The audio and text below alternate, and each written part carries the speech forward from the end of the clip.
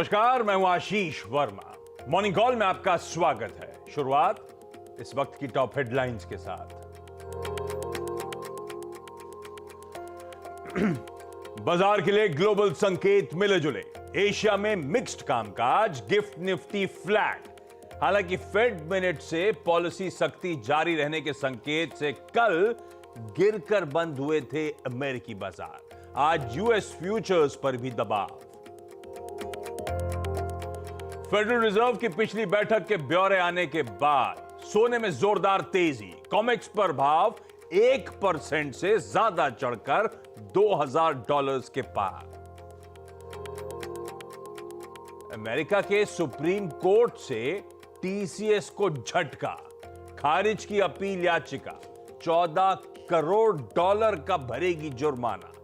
तीसरी तिमाही में 12,500 करोड़ रुपए, $12.5 करोड़ का प्रोविजन। फिर से पढ़ देता हूं। तीसरी तिमाही में $12.5 करोड़ का प्रोविजन करेगी कंपनी। आईडीबीआई के विनिवेश में और होगी देरी। सरकार ने वैल्यूअर नियुक्ति के लिए बोलियां बुलाने की प्रक्रिया रद्द की। सिर्फ एक बोली मिलने की वजह से किया फैसला। सीएनबीसी आवाज की एक्सक्लूसिव खबर। आज खुलेगा टाटा समूह की कंपनी टाटा टेक्नोलॉजीज का आईपीओ। 475 से 500 रुपए के बीच है प्राइस बैंड। करीब 3040 करोड़ जुटाएगी कंपनी। एंकर निवेशकों ने लगाए 790 करोड़ रुपए। और प्राइमरी मार्केट्स में एक्चुअली दिखेगा तगड़ा एक्शन। टाटा टेक के अलावा आज ही खुलेंगे 3 और IPO. Flair writing, Gandhar oil refinery और फेड बैंक फाइनेंशियल सर्विसेज का इश्यू सब्सक्रिप्शन के लिए खुलेगा।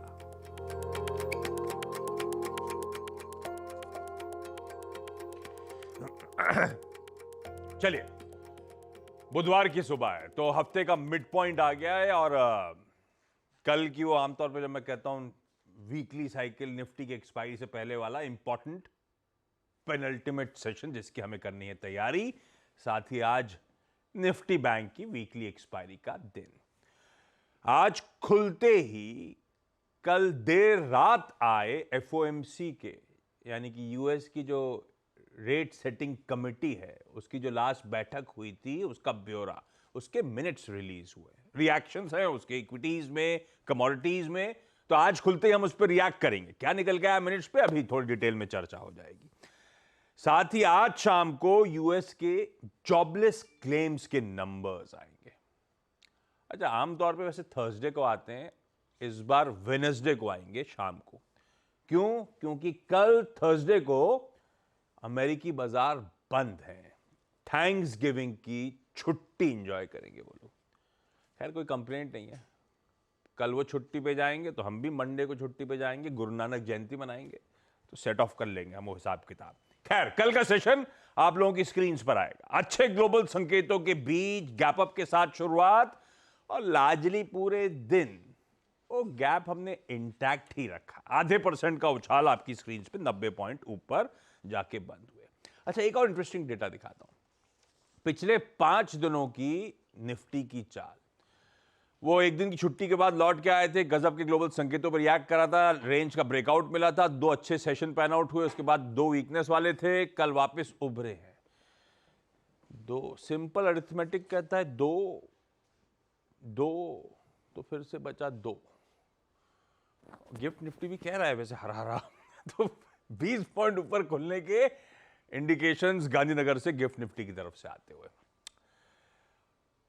लाइए क्विकली संकेत रख दीजिए आप ग्लोब से। ये आ गया गिफ्ट निफ्टी 18 पॉइंट ऊपर खुलेगा। प्लेट फ्लिप होगी। हमारे पियर सेट्स एशियाई भाई लोग क्या कर रहे हैं वो आपकी स्क्रीन पे मिला जुला काम काज है। ज्यादातर वीकनेस ही दिख रही है थोड़ी थोड़ी। ये है एशिया के संकेत। पर यूएस से, अच्छा यूएस से भी हैंडओवर क्या था? हम जब क्लोज हो रहे थे तो पस्त थे यूएस के फ्यूचर्स कल हल्के लाल निशान में। यार वो सेशन भी वैसे ही हुआ, हल्के लाल निशान में सेशन कल्मिनेट होता हुआ नजर आया। हाँ, नैस्डैक थोड़ा वीक ज्यादा हो गया था और नैस्डैक की वीकनेस फिर से लिंगर ऑन कर रही है जब आज सुबह के फ्यूचर्स आपकी स्क्रीन पर आएंगे। वो आधे % के ऊपर फिर 1/4% नैस्डैक दबाव में। तो पस्ती हैं, कंसोलिडेशन टाइप मूड में चले गए ऐसा लग रहा है, ऐसा कुछ हुआ नहीं है। तो तब और अब की पहली प्लेट स्क्रीन्स पर है, जहां छोड़ा था देखिए, जैसे डाउ 167 पे छोड़ा, 152 एकदम फ्लैट इंडिकेशंस है, और गिफ्ट निफ्टी भी एकदम फ्लैट खुलने की तरफ संकेत देता हुआ आज के सेशन में। खैर, ग्लोबली मोड सेट करने के लिए, समझने के लिए हुआ क्या, नीरज जी बगल में बैठे हैं, इनसे बातचीत होगी। वीरू से जानेंगे फिर आज निफ्टी बैंक की एक्सपायरी के दिन निफ्टी बैंक का अप्रोच और निफ्टी का अप्रोच हम लोग का क्या होगा, और आगे फिर आज के सारे इंपॉर्टेंट स्टॉक्स न्यूज वगैरह, इवेंट्स कैलेंडर वगैरह डिस्कस कर लेंगे। तो सुबह की पूरी तैयारी कर लेंगे अगले आधे घंटे में। वैसे अब क्या है, पहले तो मिनट्स आए, कुछ खास निकल के आया, कोई क्यों मिला, कुछ तो मिला होगा कि इक्विटीज भी ठंडे पड़ गया, उधर हेडलाइन लिखा प्रोड्यूसर साहब ने, और फिर बोले सोना चढ़ गया, कुछ तो हुआ है। क्यों मिनट्स में, देखिए मिनट्स में उन्होंने ये कहा है, हाँ। मैं बता देता हूँ आपको, हाँ। कि अभी भी उनको लगता है कि रिस्क बरकरार है, इसलिए रिस्ट्रिक्टिव पॉलिसी पे वो बने रहेंगे। फेड ने पहली बात ये कही। दूसरी बात उन्होंने कही कि डिमांड और सप्लाई जो है का एक बेटर बैलेंस बनता दिख रहा है। तीसरी बात उन्होंने कही कि जो कंज्यूमर स्पेंडिंग का डेटा आया है, इसने मुझे फिर सरप्राइज किया है अपर साइड में। तो ये जो तीसरी लाइन थी ना, ये आप कह सकते हो कि मिनट्स में, लेकिन ये हिस्ट्री है। तो इसलिए सारे लोगों का कहना था कि हम लोग पॉज की पॉलिसी पे चलते हैं और डेटा देखते हैं। तो नया कुछ नहीं है, ऐसी कोई चिंता वाली बात नहीं है। दरअसल ये फेड के मिनट्स पे तो मार्केट रिएक्ट ही नहीं किया है। गोल्ड तो बेमतलब में चढ़ा हुआ है, अब गिर जाएगा देखिए। ऐसा कोई चला भी नहीं यार, 89 पे था, 1989 वाला 2000 $11 के आसपास मूव चलता है। दूसरी बड़ी घटना कल हुई, कल एनवीडिया का रिजल्ट आया। हाँ, वो एआई वाली जबरदस्त रिजल्ट है। हाँ।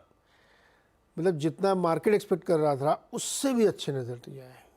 हाँ। $18 बिलियन का कहने दिखा, ट्रिपल हो गया रेवेन्यू इनका। अब इतने अच्छे रिजल्ट हैं एनवीडिया के, आफ्टर आवर्स आए थे हालांकि, तो गिरे क्यों? क्वेश्चन ये होना चाहिए कि मतलब एनवीडिया का स्टॉक आफ्टर आवर्स से बहुत तेजी से चढ़ना चाहिए था। रिजल्ट्स पहले की प्री पोजिशनिंग थी क्या? नहीं, फिर क्या मामला था? उन्होंने एक चेतावनी दी है। आपको याद होगा कुछ दिन पहले अमेरिका ने चीन की तरफ जितने भी चिप वाले धंधे थे उस पर रोक लगा दी। हाँ।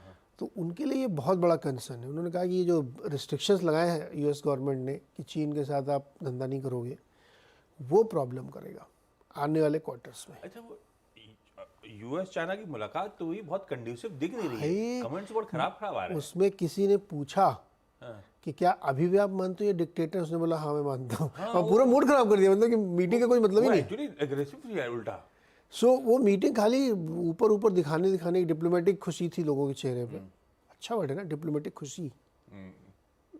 तो वैसे ही खुशी थी, कुछ हुआ नहीं। इसीलिए मीडिया का स्टॉक रिएक्ट नहीं कर रहा पॉजिटिवली, अदरवाइज रिएक्ट करना चाहिए। बहुत शानदार रिजल्ट है। दो रिजल्ट और जो आए हैं वो भी मैं बता देता हूँ। एक का नाम नहीं लूँगा मैं, दोनों रिटेलर हैं, लोज और एक दूसरा स्पोर्टिंग गुड बेचता है। उम्मीद से ज़्यादा ख़राब नतीजे आए। एक का नाम नहीं लोगे मतलब अमेरिका में भी ऐसा कुछ डाउट आएगा? हाँ, बड़ा अजीब टाइप का नाम है। अच्छा, इसे ऐसा बोलो ना यार कि बोलने वाला टंग ट्विस्टर टाइप है कुछ। हाँ नहीं, टंग ट्विस्टर नहीं है, तो सीधा है, लेकिन मैं बोलूँगा नहीं उसको। अच्छा, एनीवे तो लुलुलेमन है क्या? हाँ, उसी टाइप का। अच्छा ठीक है, कुछ और है। लिखा हुआ है सामने। तो मैं इसको इसलिए कह रहा हूँ कि नतीजे इनके जो है, उम्मीद से ज़्यादा सेल्स गिरी है, ये पॉजिटिव है। अब सेल्स गिर रही है तो मतलब फेड तो यही चाहता है ना। तो कुल मिला के अगर आप देखेंगे जो 2-3 घटनाएं वहाँ पे हुई हैं, उसकी वजह से आपको इंडाइसेस लेवल पे नीचे दिखेगा। अब आप गौर से देखें तो नैस्डैक ही ज़्यादा गिरा 84 पॉइंट, अदरवाइज डाउ 60, S&P 10, कुछ खास नहीं हुआ। तो मैं फिर भी कह रहा हूँ कि रिजल्ट या नतीजे या क्यूज़ जो भी आप यूएस में देख रहे हैं वो बहुत पॉजिटिव है, कोई दिक्कत नहीं है। इसीलिए आपका गिफ्ट निफ्टी तेजी में है। तो मिनट्स पे अब वैसे भी डेटेड है, मिनट्स तो डेटेड बहुत डेटेड है, मतलब नहीं। और वो खुद ही कहते हैं डेटा डिपेंडेंट रहेंगे, उससे पहले हम क्या बात करेंगे। तो मिनट से कुछ नहीं हुआ है। अब तो आप दूसरी मीटिंग के पास पहुंच गए, 12-13 दिसंबर की तो मीटिंग है, मतलब उसका कोई लेना देना हाँ, तो उसका कुछ खास नहीं है।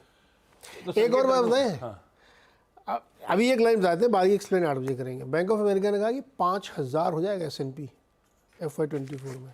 कल गोल्डमैन सैक्स वगैरह ने कुछ ऐसा कुछ अपने सेंसेक्स के लिए कहा था वो लोग, हाँ, इन्होंने तो S&P का टारगेट दे दिया है 5000 का। अभी 45-46 के आसपास होगा, 45 मान लो आप मोटे मोटे, 500 पॉइंट की रैली। लॉजिक बताएंगे 8 बजे। ठीक है। बैंक ऑफ अमेरिका S&P का एग्रेसिव टारगेट, ठीक है। राइट, तो ऐसी बात हो रही तो S&P फायर कर देते हैं, गणित इतने आप सब लगा लेते हैं। ये देखो 500 4500 वाला 5,000 होने की तैयारी। तो ग्लोबल संकेत ठीक ही है, कोई दिक्कत Positive. है नहीं, पॉजिटिव कोई प्रॉब्लम पॉजिटिव ग्लोबल संकेत भाई। आइए अब कल का बाजार एक बार क्विकली स्क्रीन पर रख दीजिएगा।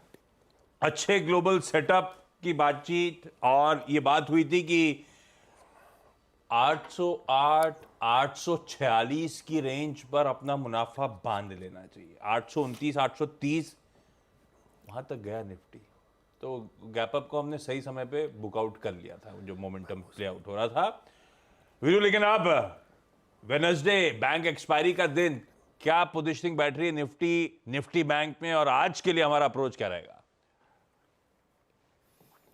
गुड मॉर्निंग आशीष, good morning Neeraj ji. Good देखिए morning, sir. अभी भी जैसे कि कल भी मैं कह रहा था कि ग्लोबल सेटअप के साथ पैरिटी हम अभी स्थापित इसलिए नहीं कर पा रहे हैं क्योंकि हमको इस बाजार में एवरेजेस ने और कॉल राइटर्स ने, पुट राइटर्स ने ग्रैब करके रखा है। कल भी आप देखिए निफ्टी जाके कोलैप्स हो गया उसी जोन से। कहाँ से? 19,830 के जोन से। बात क्या हुई थी? 19,800 पे सबसे बड़ा कॉल राइटर है और 19,846 एक टेक्निकल पॉइंट है। सितंबर का अक्टूबर का एक स्विंग हाई है, उसको हम नहीं क्रॉस कर पाए, फिर बैकफुट पे आ गए। Same is the case with Nifty bank. नहीं 43,800 की ट्रेजेक्ट्री को, अपने सबसे स्ट्रॉन्गेस्ट कॉल राइटर्स के जोन को नहीं बाइसेक्ट कर पाया, बट स्टिल कोलैप्स नहीं हुआ। उस छोटी सी रेंज में 43,500 के ऊपर और 43,800 के नीचे रहा, कंप्लीटली ऑप्शन राइटर्स की ग्रिप में इंडिसेस। आज के सेशन को कैसे अप्रोच करूं जब ग्लोबल एनवायरनमेंट फिर भी ठीक है? देखिए आशीष, एफआईज की अगर आप पहले आंकड़ों को रीड करें तो कल कैश में उनकी तरफ से एक बार फिर से 455 करोड़ रुपए की सेलिंग थी, 721 करोड़ रुपए की डीआईएस की बाइंग थी। हालांकि एफआईज ने कल इंडेक्स को करीब 668 करोड़ के काउंटर में खरीदा, 3400 contract long, 2500 contract short cover किए, 2200 करोड़ रुपए की स्टॉक फ्यूचर्स में बाइंग, यहाँ पे 26,000 कॉन्ट्रैक्ट लॉन्ग, लगभग 5700 कॉन्ट्रैक्ट शॉर्ट कवर करे। इंडेक्स और स्टॉक फ्यूचर्स के स्टैट्स उनके अच्छे हैं, और कुछ हद तक एक चीज़ और अच्छी है कि उन्होंने कल इंडेक्स ऑप्शंस में करीब 1,86,000 कॉल लॉन्ग की। अब हम 2 एक्सपायरी के सेशंस में एंटर कर रहे हैं आशीष, और उस दिन के प्रोस्पेक्टिव से ये डेटा अच्छा है। अभी भी 19,800 का कॉल राइटर, 19,900 के 2 कॉल राइटर आशीष करीब करीब 1,90,00,000 का आउटस्टैंडिंग वाई लेके बैठे हैं, जो कि इंडिकेट कर रहे हैं कि इस जोन में लॉन्ग ट्रेड पिक करना उतना अच्छा नहीं होगा। ट्रेड आपको लोअर ट्रेजेक्टरीज में ही पिक करना है, चाहे करिए चाहे ना करिए। ये एक सप्लाई जोन है as of now, as per these stats, और ट्रेड पिक करने के लिए जो लोअर एज है वो है 19,700, क्योंकि वहीं की पुट 83 लाख का आउटस्टैंडिंग वाई होल्ड करती है। आपकी स्क्रीन पे पिरामिड्स आशीष ये दिखा रहे हैं, 800 900 लोड जोन, प्रेशर जोन, और नीचे 19,700 की पुट एक साइजेबल वाई होल्ड करती है। एज ऑफ नाउ आशीष हमें एक छोटी सी ट्रेड रेंज मिल रही है, और वो ये कहती है कि बेटर रिस्क रिवॉर्ड रेशो के लिए निफ्टी का कोई भी ट्रेड अगर आपको लेना है ऑन द लोअर साइड, वो होगा बेस वन। बेस वन क्या है? स्क्रीन पे लेके आइएगा। दैट्स 19,724 662। हालांकि 662 की पॉसिबिलिटी मेरे को कम लग रही है, बट क्लोजर टू 724 एक बेहतरीन ट्रेड होगा। ऑन द हायर साइड, जैसे कि कल बात हुई थी कि जैसे ही 19,759 कटे एक स्विंग मिलेगा ऊपर की तरफ। ऑन द हायर साइड आशीष, अगर निफ्टी स्पॉट एक बार फिर से 813 की ट्रेजेक्टरी को पार करता है तो हमें 846 मिल सकता है, बट मैं अभी एज ऑफ नाउ 846 की ट्रेजेक्टरी में प्रॉफिट बुक करने के मूड में हूं। छोटा ही ट्रेड, लेकिन बुक करने के मूड में हूं। निफ्टी में शॉर्ट कवरिंग स्विंग तब आएगा जब आप 846,878 लास्ट वीक का स्विंग हाई और 846 दैट टेक्निकल पॉइंट, इस 23 पॉइंट के दायरे को जब आप बाइसेक्ट कर देंगे तब आएगा, तब शॉर्ट कवरिंग आएगी, तब हम एक फ्रेश लॉन्ग ट्रेड में पार्टिसिपेट करेंगे। अदरवाइज इस जोन में अपने लॉन्ग ट्रेड्स को खड़ा रखना इस 30 पॉइंट के दायरे में उतना मुनासिब नहीं होगा। तो मेरी अप्रोच ये है, छोटा ट्रेड लोअर एजेस पे, 813 के ऊपर 846 तक का स्विंग पॉसिबल, वहां पे अपने प्रॉफिट्स को, छोटे प्रॉफिट्स को काट ले। ये रेंज ऊपर की तरफ, दैट 878 किन सर्कमस्टेंसेज में बाइसेक्ट हो सकती है आशीष, उसको तय करेगा बैंक निफ्टी। देखिए कल निफ्टी आईटी भी चल के थोड़ा थक गया था, वो बैकफुट पे आ गया। अब हमें चाहिए कंट्रीब्यूशन फ्रॉम बैंक निफ्टी, लेकिन ये अभी भी ऑप्शन राइटर्स के जोन में फंसा हुआ है।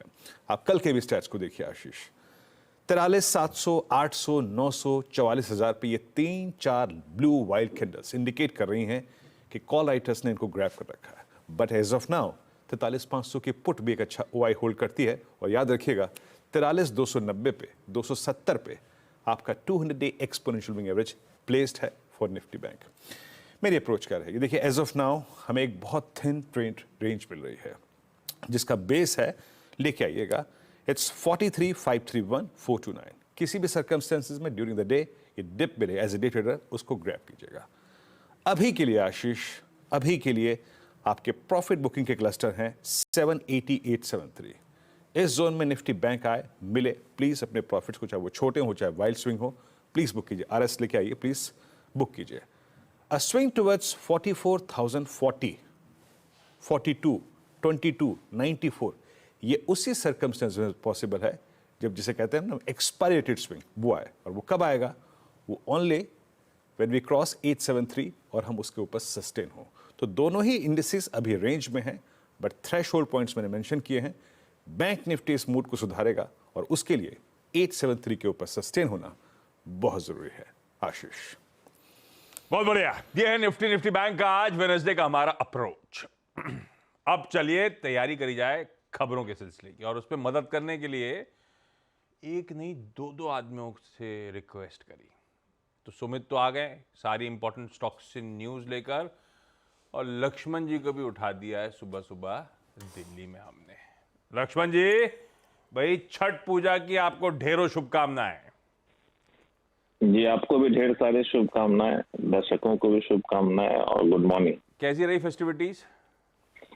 अच्छी रही, बहुत अच्छी रही। और गांव में गया था तो वहाँ का अलग आनंद, वहाँ नहीं बस आ गया मैं। बिल्कुल बिल्कुल भी जाऊंगा मैं, और आज से मैं आ गया हूँ। ये छुट्टी आपके कैबिनेट और सीसीईए को बता के जाते हो छुट्टी पे जा रहा हूँ? बैठते नहीं हम लोग? हाँ बिल्कुल, जब तक मैं नहीं रहा तब तक बैठक हुई भी नहीं। और यह है कि इस हफ्ते भी कैबिनेट और सीसीए की बैठक होने की संभावना नहीं है। तो मोटे तौर पर चुनाव प्रचार के बाद ही कैबिनेट और सीसीए की बैठक होगी, जो लग रहा है। खूब मस्त छुट्टियां रही, आवाज से भारीपन तो समझ में आ रहा है। अब थकावट निकल रही है सब। लक्ष्मण जी, ये आईडीबीआई का विनिवेश अपडेट क्या है? हेडलाइन में लिखे प्रोड्यूसर साहब टल गया है, देरी हो सकती है, आरएचपी वापस मंगा लिया, क्या चल रहा है? देखिए, दरअसल आईडीबीआई बैंक के विनिवेश के लिए सरकार ने एसेट वैल्यूअर की नियुक्ति करना चाहती थी और उसके लिए बोली मंगाई थी। लेकिन हुआ क्या कि बोली मंगाने के बाद सिर्फ और सिर्फ एक ही बोली मिली, एक ही टेंडर डाला गया। उसके बाद सरकार ने अब इस एसेट वैल्यूअर की नियुक्ति के लिए जो आरएफपी निकाला था उसको कैंसिल करने का फैसला लिया है। रिक्वेस्ट फॉर प्रपोजल उसको कैंसिल कर दिया गया है। यानी एसेट वैल्यूअर की नियुक्ति के लिए नए सिरे से बोली मंगाई जाएगी, और नए सिरे से इसलिए मंगाई जाएगी क्योंकि सूत्र बता रहे हैं कि दरअसल जो बोली मंगाई गई थी उसकी शर्तें काफी कठोर रखी गई थी, और यही वजह है कि बहुत ज्यादा बोलीकर्ताओं ने, एसेट वैल्यूअर ने उसमें दिलचस्पी नहीं दिखाई। अब उन शर्तों में ढील दी जाएगी, और ढील देने के बाद नए सिरे से जब बोली मंगाई जाएगी ताकि ज्यादा से ज्यादा बोली यहाँ पे आ सके, और फिर एसेट वैल्यूअर की नियुक्ति की जाएगी। अब इसका एक सबसे बड़ा असर ये दिखेगा कि पूरे विनिवेश की प्रक्रिया में सरकार ये मान के चल रही थी कम से कम आईडीबीआई बैंक के में जो विनिवेश है वो चालू कारोबारी साल में कर दिया जाएगा, लेकिन अब उसकी संभावना बहुत कम या फिर कहें नहीं के बराबर दिख रही है। तो आईडीबीआई बैंक में विनिवेश में देरी होगी, चालू कारोबार इस साल में विनिवेश होने की संभावना अब नहीं दिख रही है। और बता दूं कि यहाँ पे सरकार करीब 45% हिस्सेदारी रखती है आईडीबीआई बैंक में, एलआईसी 49.24% हिस्सेदारी रखती है, और दोनों मिलके 60.7% या कहें करीब 61% हिस्सेदारी अपना बेचना चाहती थी। और आईडीबीआई बैंक में हिस्सेदारी बेचने को लेकर के विनिवेश की तरफ एक बड़ा कदम माना जा रहा था। अब वहां भी झटका मिल गया है और विनिवेश की रफ्तार पहले से सुस्त चल रही है। मुझे लगता है कि आईडीबीआई बैंक और पूरे विनिवेश को लेकर के ये बड़ी खबर है। हाँ, ये बड़ी खबर है। झटके लगते चले जा रहे हैं, पिछले कई सारे इंपॉर्टेंट विनिवेश ठंडे पड़ गए। ठीक है, वैसे सरकार को इस समय ना इससे अच्छा बैंक ऑफ महाराष्ट्र को भेज देना था, उसके टेकर ज्यादा मिलते। क्या ट्रांसफॉर्मेशन हुआ उस बैंक का। खैर, आईडीबीआई बैंक और मेरे ख्याल से ऐसे जो सरकारी कैंडिडेट्स थे विनिवेश वाले, वो सब आज ट्रेड में फोकस में आ जाएंगे। लक्ष्मण जी, थैंक यू सो मच सुबह सुबह जुड़ने के लिए। सुमित, बाकी के इंपॉर्टेंट स्टॉक से न्यूज। मॉर्निंग, आज भी न्यूज़ फ्लोज थोड़े कम है, लेकिन हाँ आईपीओ शुरू हो रहे हैं तो उसके ऊपर आप नज़र रखेंगे। 4 आईपीओ आज से खुलने जा रहे हैं। लेकिन कुछ और खबरों में टेक्समैको रेल, जहां पर कल यतिन ने आपको एक्सक्लूसिव खबर बताई थी कि इसका QIP लॉन्च हो सकता है और इसी हफ्ते होने की बातचीत थी, और इस खबर पर अब मोहर लगते हुए दिखाई पड़ रही है। 750 करोड़ रुपए जुटाएगी कंपनी QIP के जरिए। 200 करोड़ का ग्रीन शू ऑप्शन भी शामिल है और 135-136 रुपए का इसका जो फ्लोर प्राइस है वो भी तय किया गया है। 5% डिस्काउंट पर फ्लोर प्राइस से तय किया गया है। तो टेक्समैको रेल इन फोकस रहेगा। TCS के लिए आज एक बड़ी खबर है। ये US कोर्ट की तरफ से एक झटका आया है। इनकी एक याचिका खारिज की गई है। करीब करीब $14 करोड़ के जुर्माने के भुगतान की बातचीत की गई है, जिसपे कंपनी का ये बयान आ चुका है कि वो $12.5 करोड़ का प्रोविजनिंग Q3 में करेंगे, यानी कि मोटा मोटा 1042 करोड़ रुपए के आसपास की प्रोविजनिंग करीब होते हुए दिखाई पड़ेगी Q3 के अंदर। कंपनी की EPS पे मेजरली 3% के आसपास का एक इम्पैक्ट आप इस पे मान के चल सकते हैं। तो आज TCS पे थोड़ा बहुत सेटबैक देखने को मिलेगा। टाटा मोटर्स जहाँ पे थाईलैंड में कमर्शियल व्हीकल की बिक्री शुरू की है और ये अपने लाइनअप ट्रक्स जो हैं उनकी बिक्री की गई है, करेगी कंपनी टाटा मोटर्स। और साथ साथ विप्रो भी, जहाँ पे कंपनी ने इन्वीडिया के साथ एक करार किया है। हेल्थ केयर सेक्टर्स को जनरेटिव AI देने के लिए ये करार किया गया, तो विप्रो भी इन फोकस रहेगा। और सिकाल लॉजिस्टिक्स एक और इसमें भी खबर, करीब 135-136 करोड़ रुपए के आसपास कंपनी को ऑर्डर मिला है और ये JV के जरिए कंपनी को ये टेंडर मिला है। तो इसलिए आज से सिकाल लॉजिस्टिक्स के ऊपर भी आप नजर बना कर रखेंगे। बिल्कुल ठीक। पर ध्यान रखिएगा, सिकाल का उस JV में केवल 25% हिस्सा है, बाकी सारा दूसरे पार्टनर का है। ये सारे स्टॉक्स से न्यूज हो गए। एक काम करता हूं, आज क्विकली छोटा सा ब्रेक ले लेता हूं। ब्रेक के उस पार जब लौटूंगा तब आज का इवेंट्स कैलेंडर और कमोडिटी स्ट्रैटेजी। चलिए भाई, ब्रेक के बाद आप सबका स्वागत है। अब पहले आज का इवेंट्स कैलेंडर, उसके बाद commodity strategy. Wednesday Nifty bank weekly expiry. हमें रिएक्ट करना है फेड मिनट्स पे, पर वो कहने वाली बात हो गई, बातचीत में निकल कर आया ऐसा कुछ भी नहीं है जिस पे हम लोग रिएक्ट कर रहे होंगे। दरअसल सिंगापुर का GDP आना है, US के जॉबलेस क्लेम्स और क्रूड ऑयल इन्वेंट्रीज आनी है, और यूरोजोन, पूरे यूरोजोन का कंज्यूमर कॉन्फिडेंस का आंकड़ा आएगा इस नवंबर महीने का। आज रिजल्ट भी आना है, वो मामाअर्थ, होनासा कंज्यूमर। तो पापा और क्या है, रेजिग्नेशन क्या है? Daddy, mom and dad, chief dad, chief mom, chief dad का परफॉर्मेंस, उन्होंने कैसे कंपनी रन करी, स्टीयर करी Q2 में, सितंबर क्वार्टर में, वो आज पता चलेगा। कुछ एक्स डिविडेंड इंपॉर्टेंट है। क्रिसिल 11 रुपए, बाकी छोड़ रहा हूं, स्क्रीन पर आ जाएंगे सब। भाई साहब, प्राइमरी मार्केट्स का एक्शन कल हमने वैसे आधे घंटे का एक शो कर डाला है, अगर मिस कर दिया हो तो आप सोशल मीडिया प्लेटफॉर्म से आवाज के देख लीजिएगा। 4 तो आज खुल रहे हैं, टाटा टेक्नोलॉजी, सबको क्विकली रन थ्रू कर देता हूं। ये चारों जो आज खुल रहे हैं, चारों फ्राइडे को बंद होंगे। टाटा टेक्नोलॉजीज 475 से 500 रुपए का प्राइस बैंड, 3042 करोड़ रुपए जुटाने की योजना, पूरी तरह से OFS, टाटा मोटर्स की subsidiary. Fed bank financial services 133 से 140 का प्राइस बैंड, करीब 1100 करोड़ रुपए जुटाने की योजना, 600 करोड़ रुपए फ्रेश इशुएंस, कैपिटल बेस बढ़ाएंगे, और बाकी OFS है। ये फेडरल बैंक का आर्म है, उसकी सब्सिडरी। फ्लेयर राइटिंग प्रोडक्ट्स, वो जो पेन वेन इस्तेमाल करते हो आप, ये वो कंपनी, 288 से 304 रुपए का प्राइस बैंड, ऑलमोस्ट 600 करोड़ रुपए मोबिलाइज करेंगे। 292 करोड़ रुपीस फ्रेश इशू है, 301 करोड़ रुपए ऑफर फॉर सेल पे आ जाएगा। गांधार ऑयल रिफाइनरी 160 से 169 का प्राइस बैंड, 500 करोड़ रुपए जुटाने आ रही है कंपनी, बाकी डिटेल स्क्रीन पर। यह है 4 की तस्वीर। और जो कल खुल चुका है इरीडा का IPO, Indian renewable energy development agency, अच्छा रिस्पांस पहले ही मिल गया है, 30 से 32 रुपए का प्राइस बैंड है।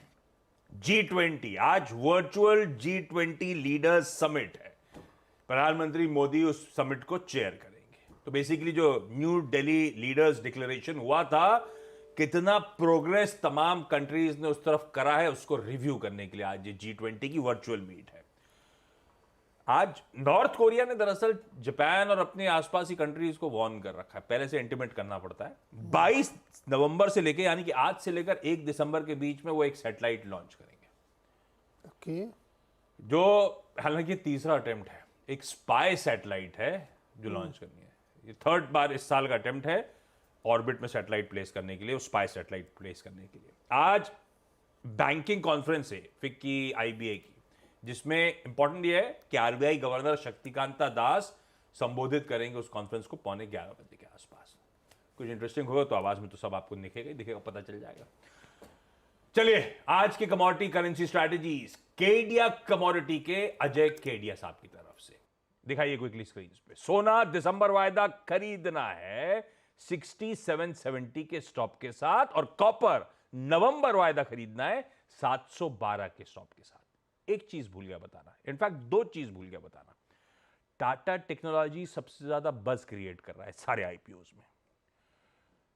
तू मैं आज इस पे यस, आवाज के सोशल मीडिया प्लेटफॉर्म पे इस आईपीओ को थ्रेडबेयर डिस्कस कर देंगे, दोनों तरफ के पहलू टटोल लेंगे। हम दोनों अपने ट्विटर हैंडल्स पे, सिंधी साहब अपने ट्विटर हैंडल्स पे टाइम अपडेट कर देगा। और दूसरा, गाबा सर कल छुट्टी पे हैं, तो उनसे रिक्वेस्ट करी थी एक दिन पहले प्रीपोन कर देते हैं चाचा भतीजा निफ्टी, उसे मिस नहीं करते। तो आज 1 बजे सोशल मीडिया प्लेटफॉर्म्स पे चाचा भतीजा और निफ्टी। ब्रेक का समय, ब्रेक के उस पार सीधा सौदा। नमस्कार।